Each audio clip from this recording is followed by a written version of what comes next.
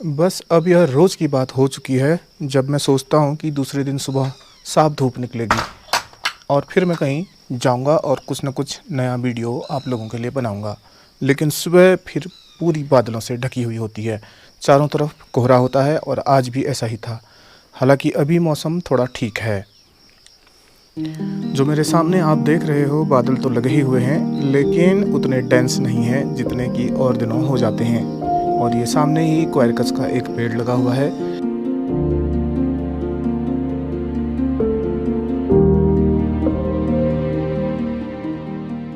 हाँ, और बाहर निकलते ही जाना पहचाना वो रोज़ का दृश्य, एकदम सुनसान पड़ा हुआ रास्ता, ऊपर की तरफ जंगल फैला हुआ और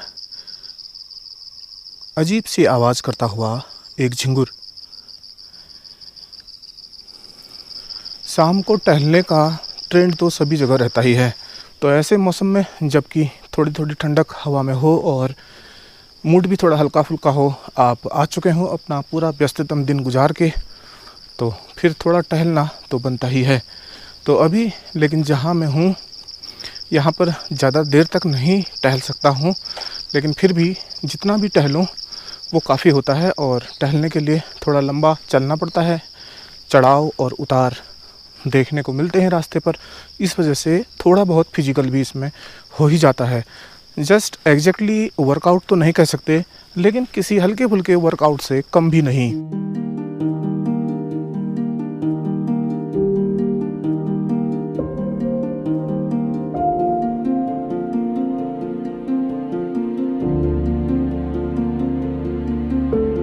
और शाम हो जाए तो यहाँ भी मच्छर आते हैं, लेकिन उतने अधिक नहीं आते और एक ही जगह पर आप थोड़ी देर तक बैठे रहेंगे तो तभी आपको काट पाएंगे ये।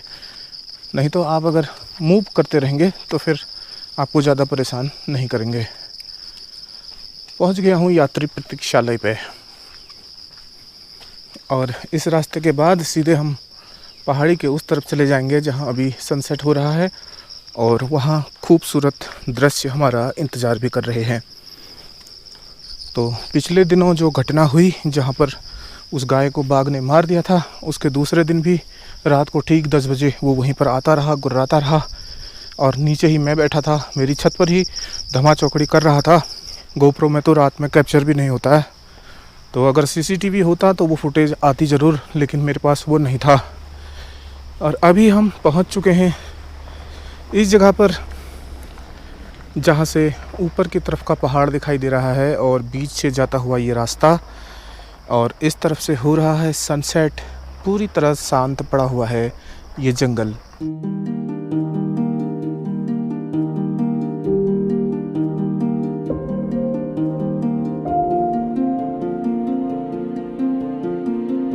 जनरली मुझे बारिश में निकलना पसंद नहीं है, क्योंकि फिर एक चीज़ संभालो तो दूसरी चीज़ आउट ऑफ कंट्रोल चली जाती है। लाइक आप अगर बाइक में चल रहे हैं तो आपको फिर रेन कवर पहनना पड़ेगा और उसके बाद आपको कैमरा भी अपना संभालना पड़ेगा। फिर रास्ते इतने ख़राब हैं तो कहीं जाने का मन सा नहीं करता है। आजकल बहुत दिनों से तो मैंने आपको ट्रैवल ब्लॉग भी नहीं दिखाया हुआ है, जहाँ पर मैं आपको नई नई जगहें दिखाता हूँ पहाड़ की। तो अभी फ़िलहाल थोड़ा और पॉज हो सकता है इस पर। और देखिए अभी यहाँ से कुछ इस तरह का लग रहा है ये मौसम। नीचे गांव वालों की आवाज़ें सुनाई दे रही हैं, लगता है कि बाघ आ गया। मैं कह रहा था ना वहाँ बाघ आया हुआ है, तो अभी यहाँ से आवाज़ आ रही है कुछ, अभी सुनते हैं ज़रा। आशीष भाई नीचे आवाज़ लगा रहे हैं, नीचे आवाज़ लगा रहे हैं, हेड हेड कर रहे हैं। यहाँ बाघ होगा क्या अभी? पता नहीं। सुन, गांव के लोग आवाज़ कर रहे हैं। ये हाँ हो सकता है, चिल्ला रहे मारे हो।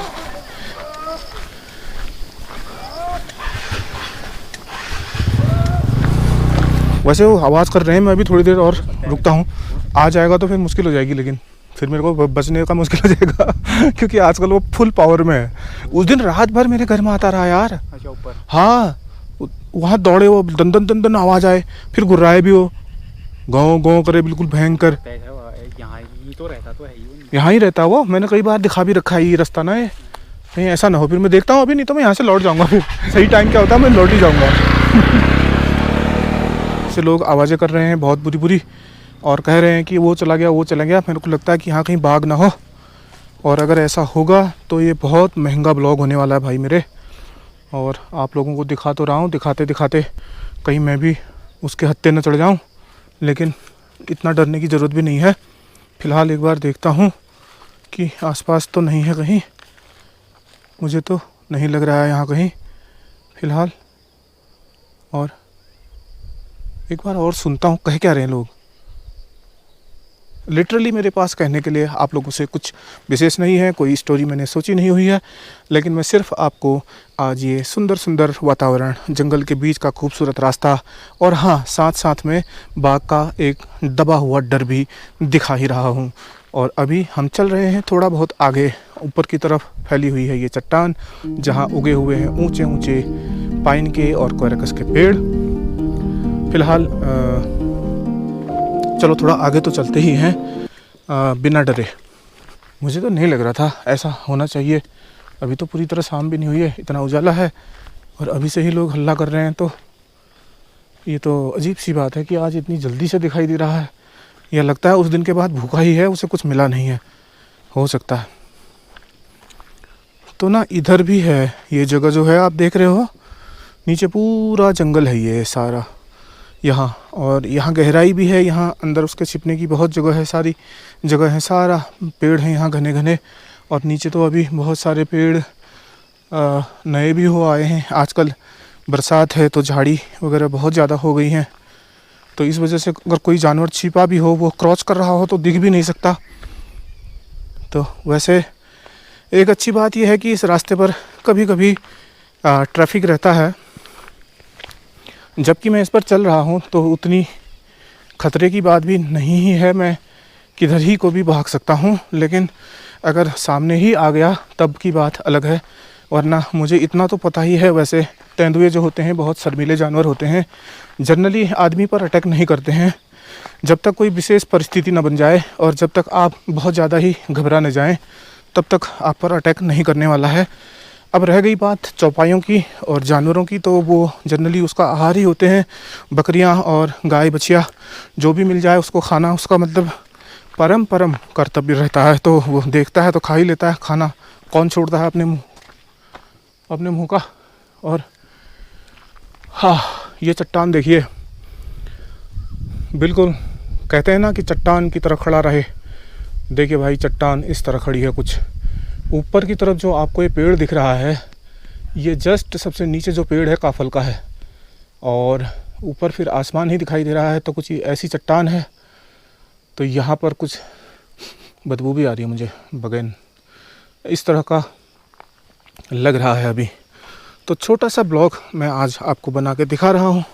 शाम का समय है, सूरज पहाड़ियों के पार ढलने को चला है, और अभी मैं घूम रहा हूँ, जबकि गांव के लोग, नीचे चनौली के लोग आवाज़ें कर रहे हैं, और महिलाएं वहाँ से चिल्ला रही हैं कि वो देखो चला गया, वो वहाँ है, वो वहाँ है, और ज़ोर ज़ोर से आवाज़ें कर रहे हैं। फिर भी मैं आगे बढ़ रहा हूँ, वैसे डर भी रहा हूँ, लेकिन कोई बात नहीं, इतनी डर चलेगी, इतनी डर सस्टेन करनी है, तो इतने डर पर काबू रखना बहुत अच्छी बात है। ज़्यादा डर के काम नहीं चलेगा फ़िलहाल। तो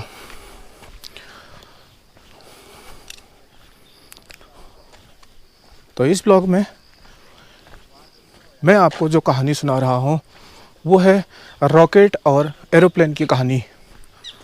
कभी कभी हम लोगों के साथ इस तरह का होता है, आप लोगों के साथ भी होता होगा, मेरे साथ तो अक्सर ही ऐसा होता है कि कुछ भी करने का मन नहीं करता। कभी बैठ जाओ घर में तो पूरे दिन भर बैठे ही रहने का मन करता है, बहुत ही एकॉर्ड फील होता है, और कुछ भी नया करने का मन नहीं करता। हर चीज़ स्लो जैसी हो जाती है। एक तो पहाड़ों पर लाइफ ही स्लो है, फिर उसके बाद कुछ मूड भी कभी ऐसा ही हो जाता है कि कुछ भी करने का मन नहीं करता है। कुछ ना कुछ ऐसी परिस्थिति चाहिए जो उसको स्पीड अप कर दे, बूस्ट कर दे।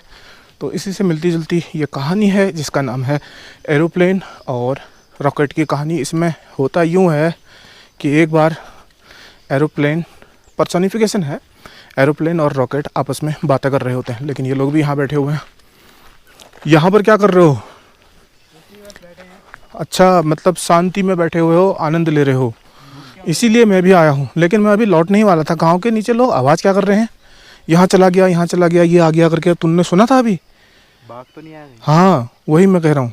हम तो यहीं थे अभी बुलाने। तो तुमने आवाज़ नहीं सुनी? उतनी ज़ोर ज़ोर से लोग बोल रहे थे वहाँ से। ना ना ना, हमने नहीं सुनी। नहीं सुनी क्या? नहीं। क्या बात है यार, तुम लोगों ने फ़ोन तो नहीं चलाया हुआ था? यहाँ पर से इतनी ज़ोर से आवाज़ लगा रहे थे, वो चला गया, वो चला गया, हैट हैट कह रहे थे वहाँ पर से। अच्छा तो अभी बल्कि मैंने आशीष गया ना, ये उसको देखा तुमने? हाँ हाँ। तो मैंने उससे भी पूछा, मैंने कहा आशीष क्यों लगा रहे होंगे यार आवाज़? कह रहा मनीष दा, बाघ भी हो सकता है यहाँ, और वो आवाज़ तो इसी हिसाब से लगा रहे हैं। तो हो ही रहा। मैंने कहा हो ही रहा यार आजकल वो। तो अभी फ़िलहाल मैं जिस जगह पर पहुंचा हूं, ये भी यहाँ पर की खूबसूरत जगह है, और यहाँ से कुछ इस तरह का दृश्य अगर आप पीछे देखेंगे तो ये दिखाई देता है। ऊंची ऊंची चट्टानें, ऊपर तक फैले हुए पेड़, और ये साथ ही लगा हुआ रास्ता है। और यहाँ पर अक्सर लड़के बैठते हैं, जैसे अभी ये दो लोग बैठे हुए हैं, रक्षित और कमल बैठे हुए हैं यहाँ पे। शाम का ढलता हुआ सूरज है, और ये लोग भी ठीक उसी वाइब को फील करने के लिए यहाँ आए हुए हैं, जिस वजह से मैं आता हूँ, या जिस वजह से कोई और आ सकता है। तो अभी यहाँ से देखने में कुछ इस तरह का खूबसूरत नज़ारा आप लोगों को दिखाई दे रहा है। और अगर बात करूँ हिमालय की, तो वहाँ बादल छाए हुए हैं, कुछ भी हिमालय की झलक आज यहाँ से नहीं मिलती है। फिलहाल अगर बाघ आज भी आ जाता है तो डर और खौफ के साए में एक बार और आज गांव के लोग रहने वाले हैं।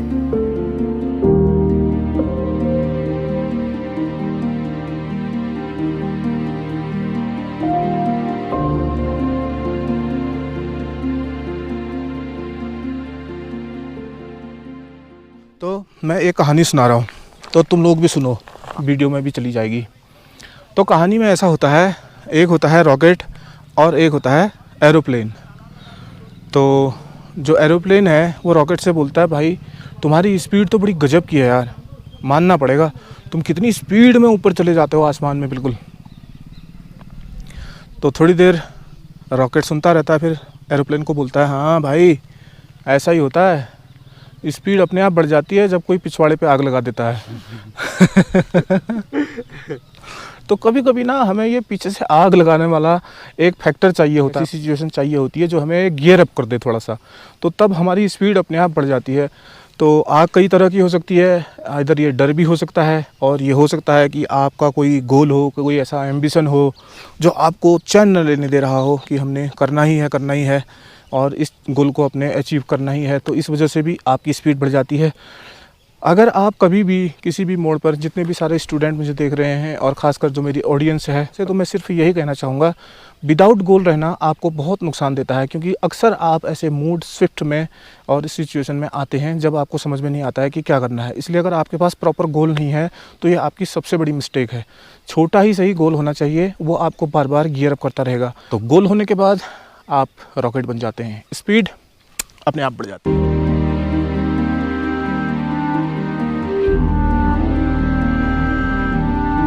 तो जब भी शाम गहराने लगती है तो ये बंदर और लंगूर जो पेड़ों में चढ़ जाते हैं, अजीब सी आवाज़ करते हैं ये। फिर तो आया तो मैं यहाँ अकेला ही था घूमने, लेकिन फिर ये लोग मिल गए तो मेरा और भी साहस बढ़ा, इससे मैं यहाँ पर थोड़ी देर और भी रुक गया।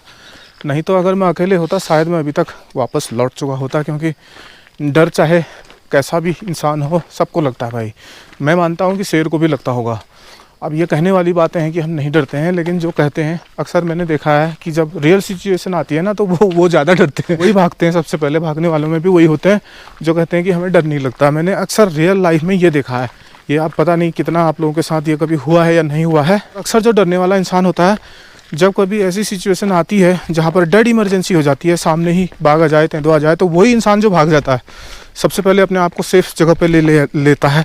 और बाकी जो नहीं डरने वाले होते हैं वो कभी इतना डर जाते हैं कि देख के ही गस खा के गिर गया मालूम चल रहा है। फिर हो सकता है कि आप अभी किसी व्यस्ततम सड़क से हमें देख रहे हों, या शहर से देख रहे हों, कहीं जहाँ बहुत ज़्यादा कोलाहल हो रहा हो, अभी ट्रैफिक भी हो और आप चारों तरफ घूम भी रहे हों, पर नहीं चाहते हुए भी आपको धुआं भी लेना ही पड़ रहा हो अंदर की तरफ, क्योंकि अगर चारों तरफ धुआं है तो फिर आपको लेना ही होगा सांस भी। अभी यहाँ पर एकदम शांत और अच्छा माहौल है, शुद्ध हवाएं हैं, पूरी तरह से साफ वातावरण है, और धीरे धीरे गहराती हुई शाम है।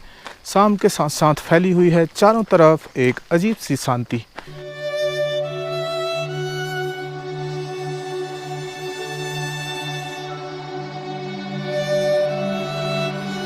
चलो कमल भाई, चलोगे नीचे को? Okay, see you, bye. आओ रक्षित भाई, तुम आ जाओ मेरे साथ। और यहाँ पर बैठी हुई है अंजलि और बैठा हुआ है काला कुत्ता। तू रहना अंदर, तेरे लिए निकला है वारंट तेरे नाम का, तो समझ ले भाई क्या होगा तेरा। तू तो उतनी बड़ी गाय को ले गया तो तू तो क्या ही है, समझ गया ना मैं क्या कह रहा हूँ? समझ रहे ना, पूंछ वूछ हिला रहा है। चल फिर आ।